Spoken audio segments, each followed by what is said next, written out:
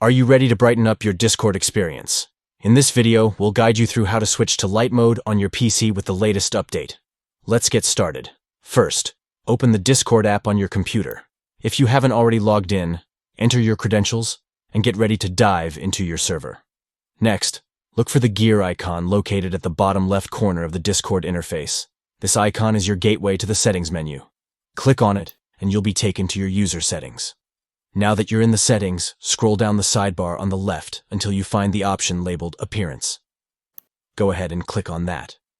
This section is where you can customize how Discord looks and feels for you. Finally, under the Theme section, you'll see a few options. Choose the Light theme to switch from the default dark mode to a vibrant, refreshing light experience. As soon as you select it, watch how your Discord transforms into a brighter interface, making it easier to read and navigate. And that's it.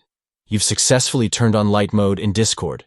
Enjoy your newly brightened surroundings as you chat with friends, game, or just hang out in your favorite channels.